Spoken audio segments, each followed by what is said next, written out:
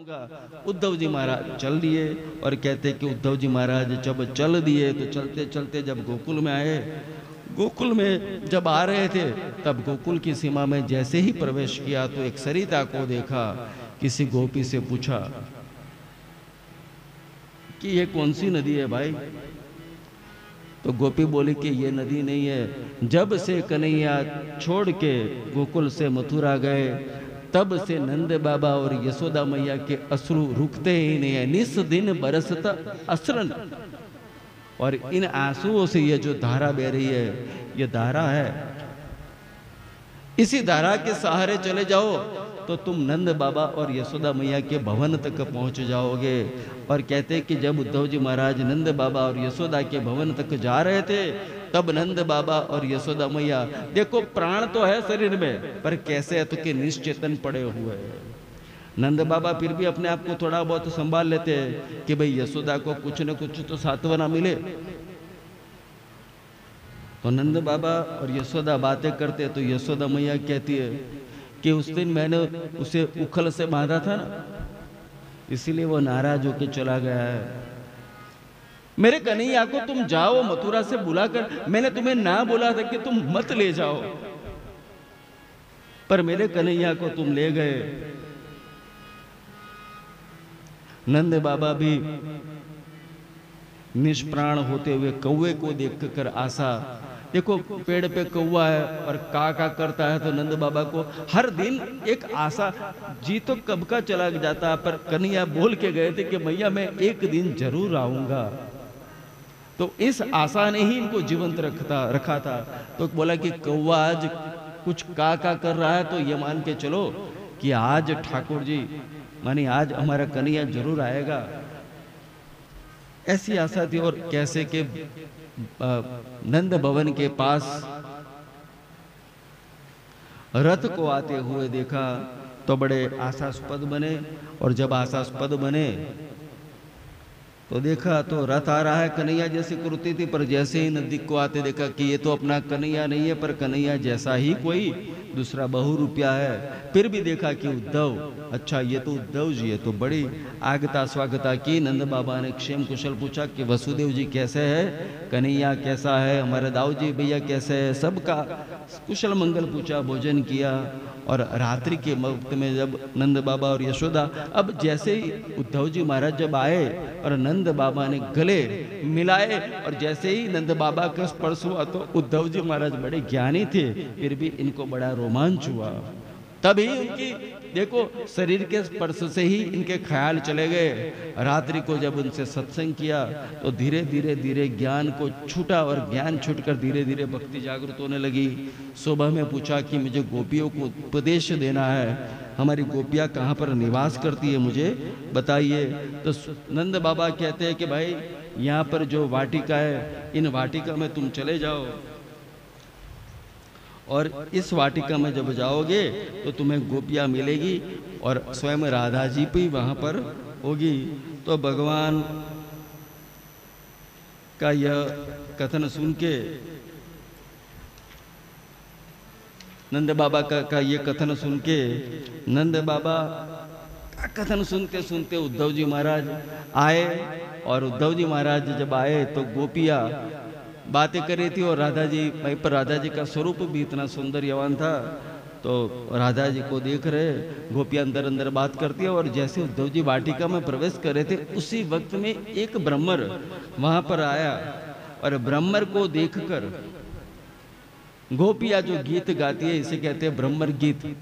जिस ब्रह्मर गीत में गोपियां गीत गाते, हर श्लोक में गाती है, हर श्लोक में विरह की बातें होती है। कभी एक श्लोक में कभी भगवान ने कैसा कपट किया और कपट करके वाली को मारा, ब्रह्मर को फिर गालियां देती है कि तू भी काला और वो भी काला। भगवान के बारे में कहती है कि जिस तरह से ब्राह्मण को दक्षिणा दो और ब्राह्मण दक्षिणा देते ही चला जाता है, जिस तरह से ब्रह्मर तू भी कैसा है तो कि पुष्प पर बैठकर उसका रस जैसे ही तू पी लेता है इसके बाद तू भी चला जाता है, तुझ में और उसमें कोई भेद नहीं है। तो भागवत के इस स्कंद के इस अध्याय में बड़ी सुंदर बातें की है।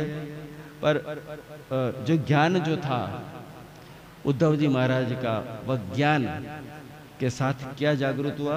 भक्ति जागृत हुई। मालकोश मालकोश ले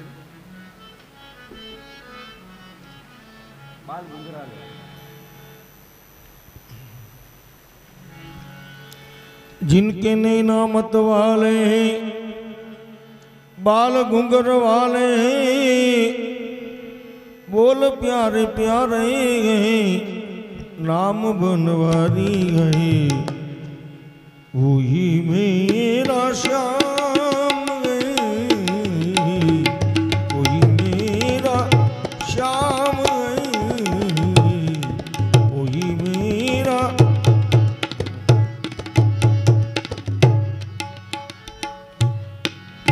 एक दिन कहा घनश्याम ने उद्धव को, जरा वृंदावन को जाना, वहां की गोपियों को ज्ञान का कुछ तत्व बतलाना, क्योंकि विरह की वेदना में वो सदा बेचैन रहती है, तड़पती आग भरती है, सदा रो रो के कहती है कि वही मेरा श्याम है, वही मेरा श्याम है, वही मेरा श्याम है।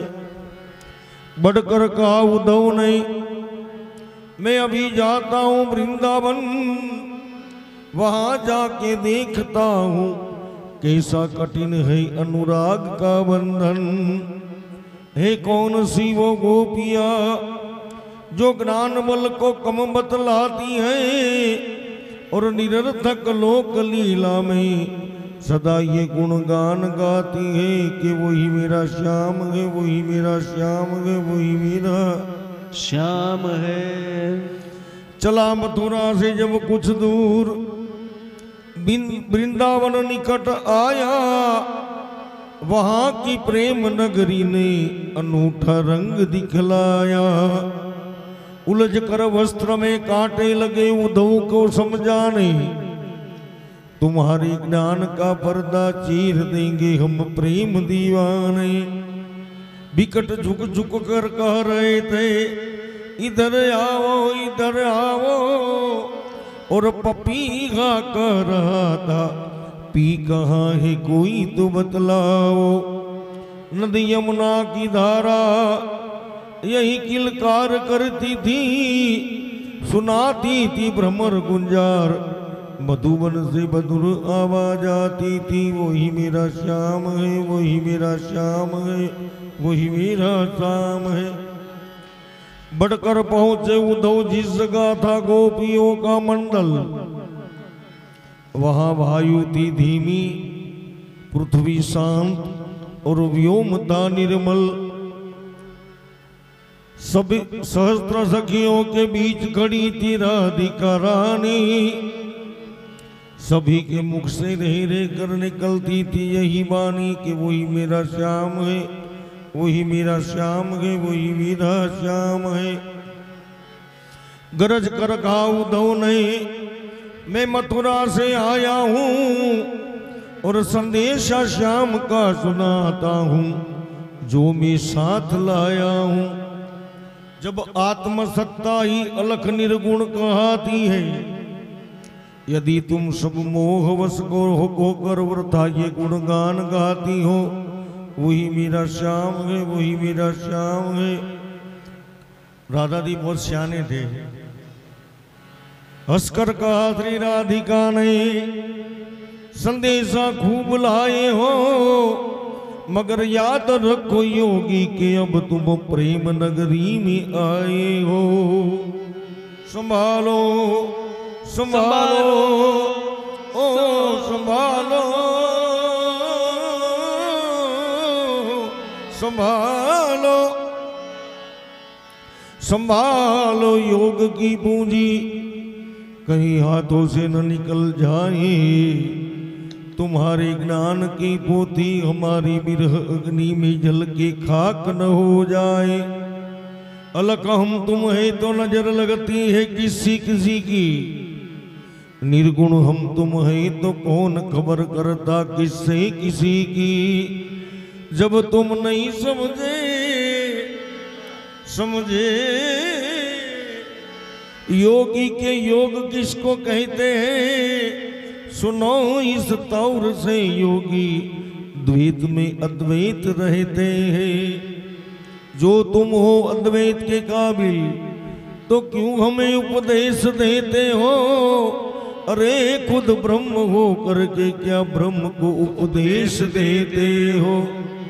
सुना जब प्रेम का अद्वैत उद्धव की खुल गई आंखें, पड़ी थी ज्ञान मद की धूल उसी से वहां धूल आके, फिर तो हुआ रोमांच तन अंदर बिंदु आंखों से निकल आया।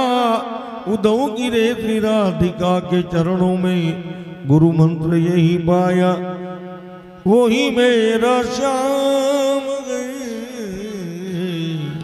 वही मेरा श्याम गए।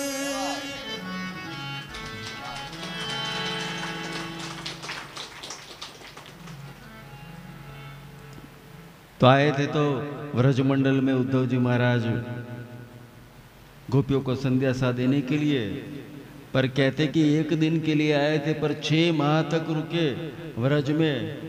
इतने प्रेमी हुए तब गोपियों ने याद दिलाया कि 6 महीने बीत गए, तब याद आया कि अरे बातों बातों में तो 6 महीने निकल गए। गोपियों को ज्ञान का कुछ तत्व प्राप्त हुआ और उद्धव जी महाराज को ज्ञान था तो प्रेम लक्षणा भक्ति प्राप्त हुई।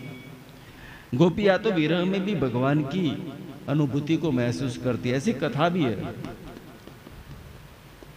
कि जब भगवान भूलोक को छोड़ के गए और भूलोक को छोड़ के जब गए तो उद्धव जी महाराज को अपनी चरण पादुका दी और चरण पादुका देते हुए कहा कि तुम बद्रिकाश्रम जाओ, मेरे वचन से तुम्हारी मृत्यु नहीं होगी। तो उद्धव जी महाराज भी वृष्टि वंश के थे, तो जब गए और चाह रहे थे तो बीच में वृंदावन आया। अब वृंदावन आया तो सोचा कि लाओ जरा राधा जी को भी कुछ संदेशा सुनाते जाए कि भगवान इस भूतल पर नहीं रहे। तो राधा जी को जब संदेशा सुनाने गए तो राधा जी तो ऐसे सजी थी, 16 श्रृंगार सज के रखी थी और बड़ा हंस रही थी, बड़ा आनंद कर रही थी। तो उद्धव जी महाराज जब गए, इतना श्रृंगार अब आवश्यक नहीं है, आप जानते भी हो। तब राधा जी बोले कि क्या उद्धव कि द्वारकाधीश इस भूतल पर नहीं रहे, यही ना। तो उद्धव जी महाराज ने कहा कि आप जानते हो कि द्वारकाधीश इस भूतल पे नहीं रहे। राधा जी कहती कि हाँ मैं जानती हूं, पर उद्धव जब तुम आए थे उस वक्त भी कोरे थे और आज इतने सालों के बाद भी तुम कोरे हो। तुम एक स्वरूप से ये मान रहे हो कि भगवान इस भूतल पे नहीं है, इस भूतल को छोड़ के गए, पर मैं तो आज भी ये नहीं मान सकती कि भगवान इस भूतल को छोड़कर गए।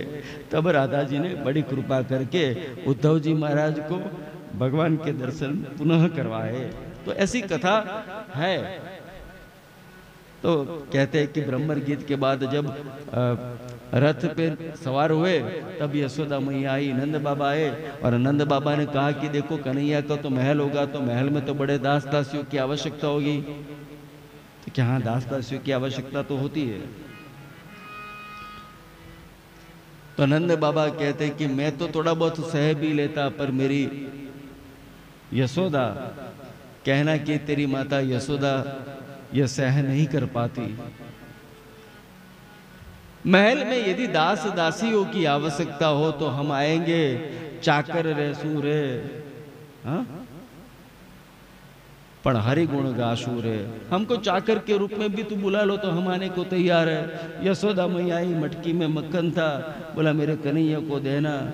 कहते कहते उद्धव जी महाराज ने विदाई ली। उद्धव जी महाराज रास्ते में जाते जाते कन्हैया को गालियां देते देते जा रहा है कि ये कितना निष्ठुर है। कहते कि इतना निष्ठुर कन्हैया कैसे हो सकता है। यही सोचते सोचते उद्धव महाराज जब मथुरा में आए तो उसी तरह से कन्हैया प्रतीक्षा कर रहे थे, ऐसे ही रो रहे हैं। और कन्हैया ने देखा कि उद्धव जी आए 6 महीने के बाद, तो दौड़े कन्हैया और उद्धव जी से मिले। उद्धव जी भी